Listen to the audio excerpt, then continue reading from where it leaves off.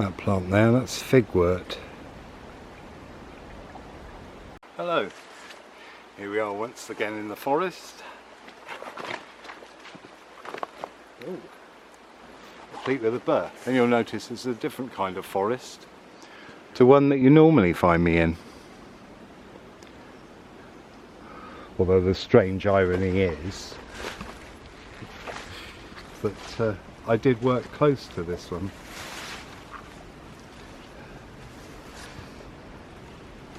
I'm having to go carefully because of things like that. You know, dodgy wet traps, slippy logs. So yeah, so we're gonna go from the bottom there. If you've seen the other video, that's where it ended. So we're gonna retrace the steps and see just how different it is.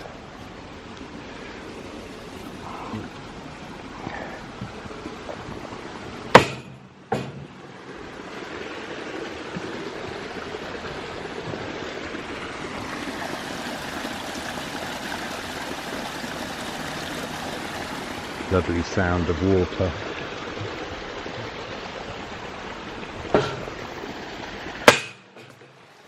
They're quite handy, those kind of gates, because you don't have to open them, you just walk through and they swing themselves shut. Please avert your eyes to the scenes of devastation and just look at the good things. It's not a case of the emperor's new clothes, it's just I'd rather take you on a fulfilling walk than one that leaves you depressed.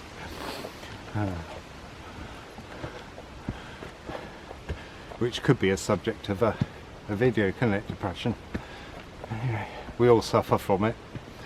No one doesn't suffer from it. I'll just touch on it here. It's a friend of mine. An old friend of mine, he said to me once, he said, do you know, he said, I'm in my mid-40s and I've never suffered from depression. I said, oh, that's good. He said, yeah, maybe so, but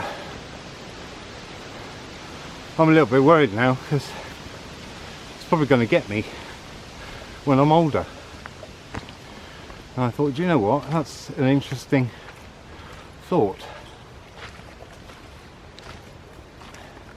Because what I noticed at school, you know, I noticed things from a young age.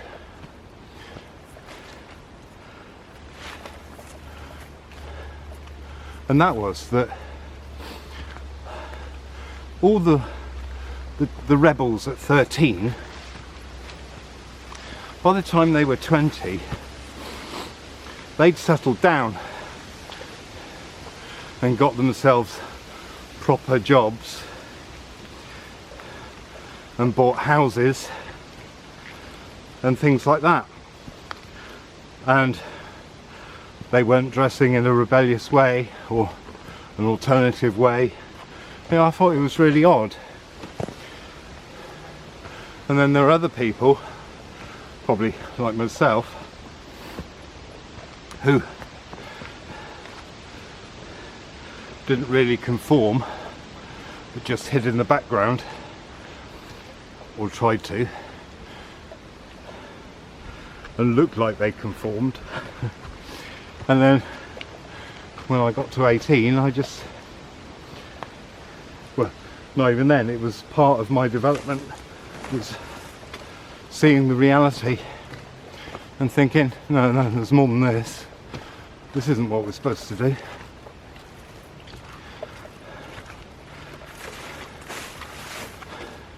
But it did mean that much of my mid-20s to my mid-30s were not a very nice time. There were good times in it and good things in it, but I was really depressed and self-harming. And that sounds worse than it is. You know, I didn't cut myself or anything, but you know, it wasn't a positive thing. And I've had a few years recently with when I've been on and off quite suicidal through various things. And I mean, falling down the stairs and splitting my liver was one of the best things that's happened to me. Because I can actually say I might not have been happier than I am now. All the things that used to happen until I was in my mid-20s, they happen again. You know, the encouragement from strangers, the nice things people say, the reaction to me in the street.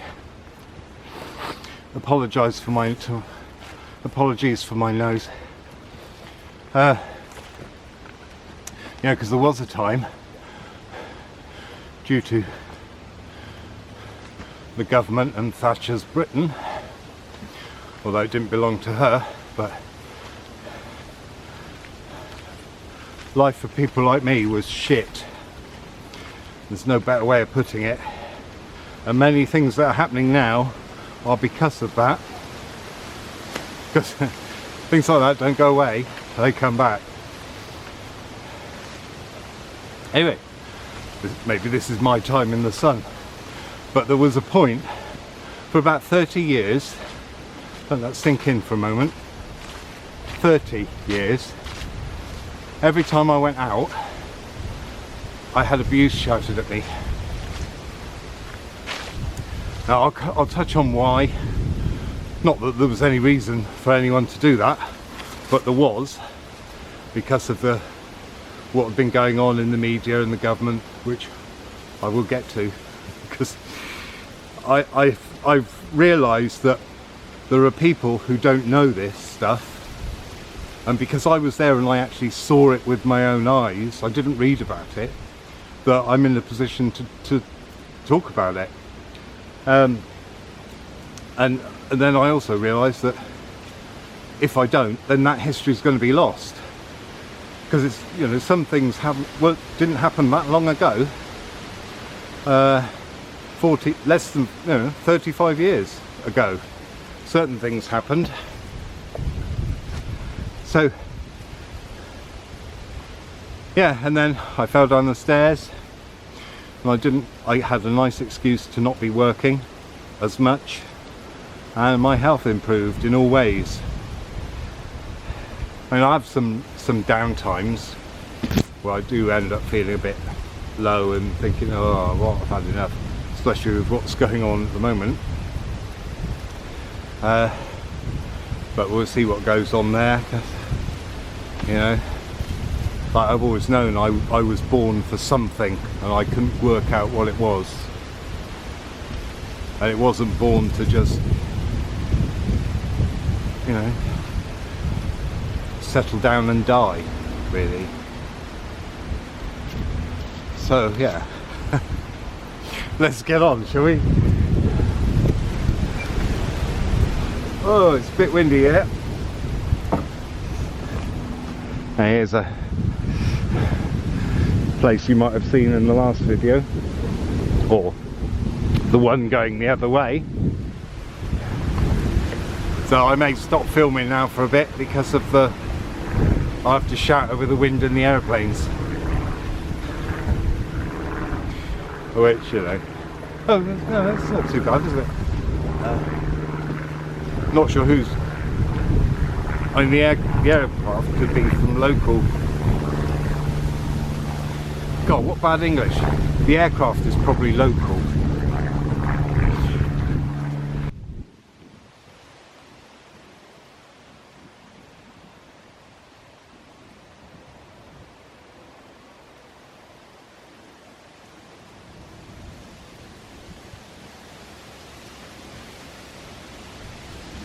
That's spindle.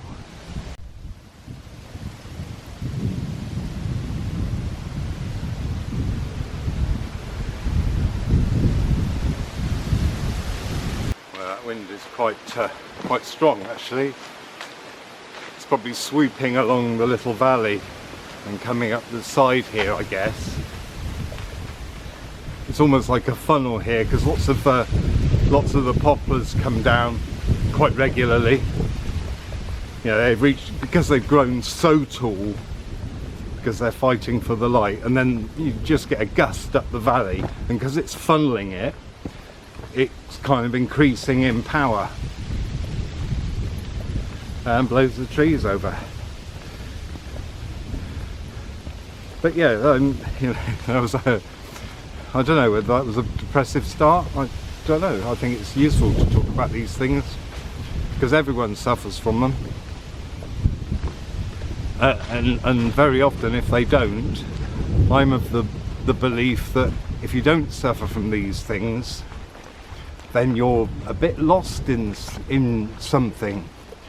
Ego, power, control, I don't know, something. Because I think depression is even just for a day or two.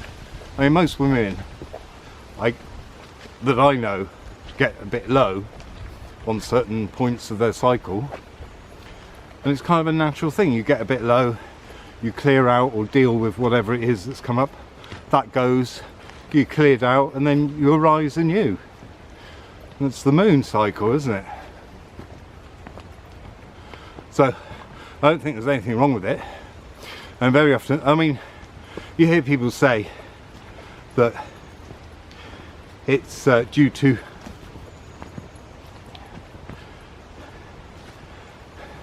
not being in the flow, either living in the past or living in the future, and instead of living in the now, which is kind of true. But also I do think that a lot of it's to do with what's around you, because if around you is stopping you from expressing your flow, then that's going to lead to depression, because you can't express that thing that's inside, you know? You can't follow the driving force of yourself. So I think that has a kind of more to play with it, but I suppose it does go down to being in the now, doesn't it? Because if you're in the now, you're not in the future, you're not in the past, you're there. And it does work. I know it's hard to do sometimes, but I don't know how to make that easier.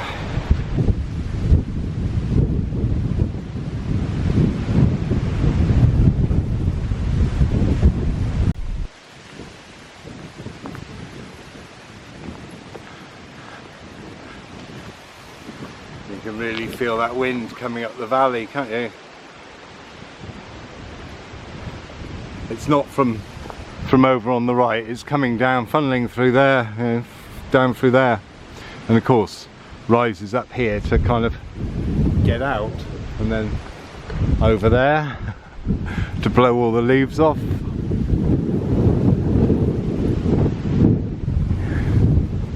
So we're on the last section now.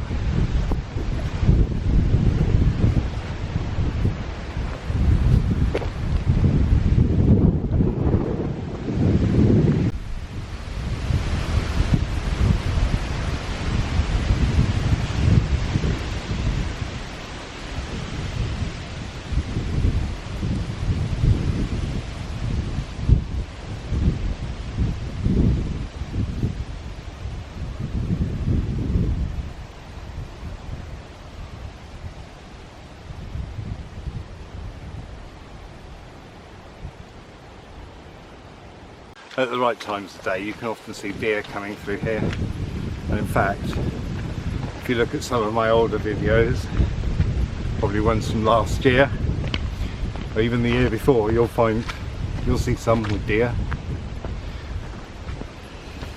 Well, they got to go at some point, haven't they? And as I was coming out of here, in and out, sunrise and sunset, that's deer time, isn't it? Deer and badger time, night animals. Not that I'm a night animal.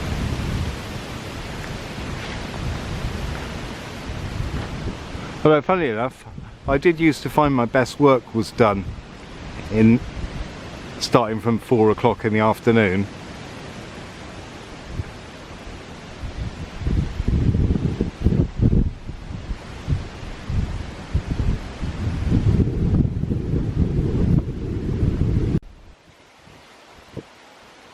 That's the view behind us. It's got a nice feel to this row of trees. It's got that, I don't know, it's got that sense of, ooh, what's going on here? What's here? What's behind here? What's along here? What does that feel like? Things like that, to me. But, you know, I'm like that, aren't I?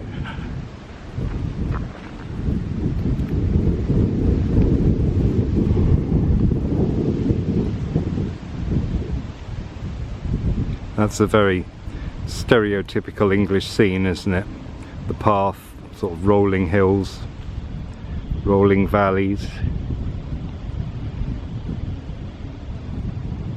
and that we're the land of willows.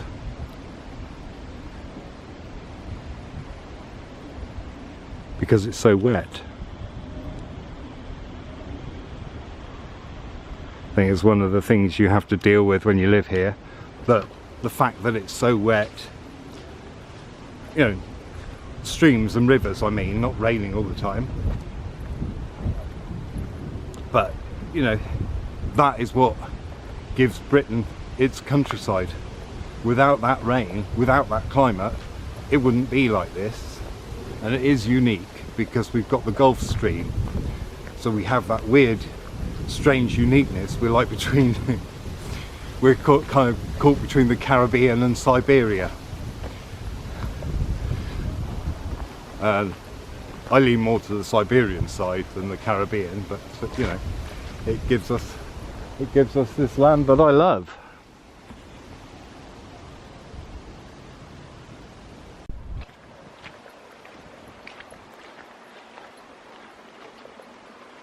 And talking of water,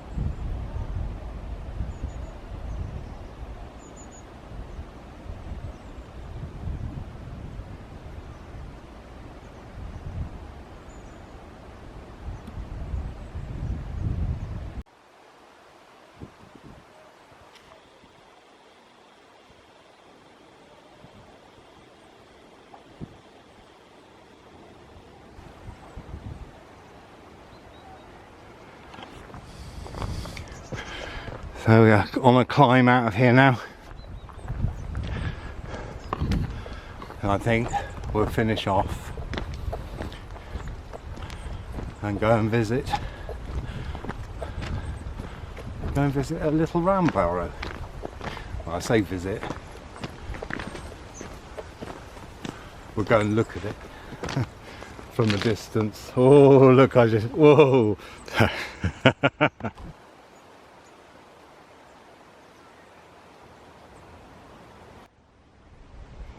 There, those red, yellow, orange, green berries there growing through this little bit of hedgerow.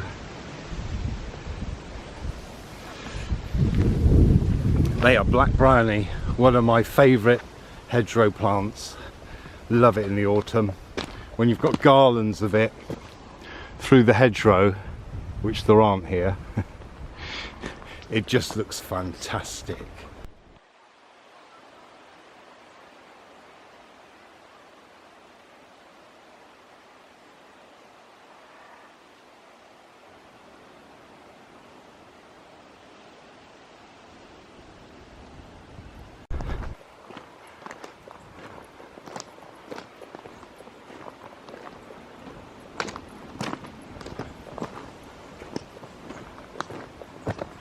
and a bit of sunlight briefly for the very last leg, the last stage.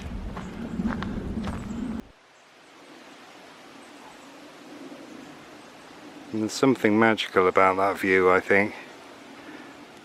Trees at the side of tracks like this. I don't know, does something to my mind.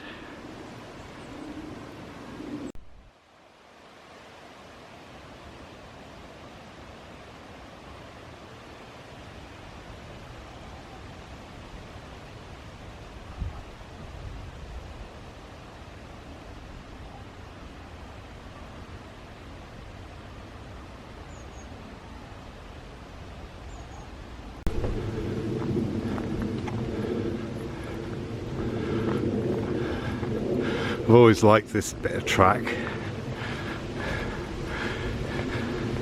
Interesting, I often wonder why it feels this good at this point.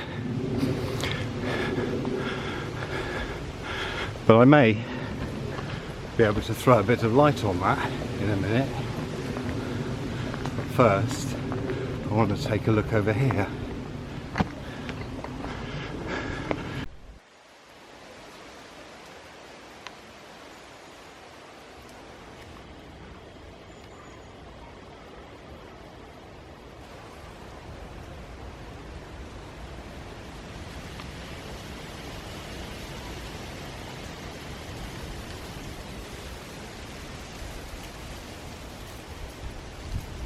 Well, earlier on I was doing a time lapse of that, well, of the sun rising, but what I want to do is take you into here and up here and show you my local round barrow with the buddleia, 2 buddleia on it and some rocks. That's the lot. So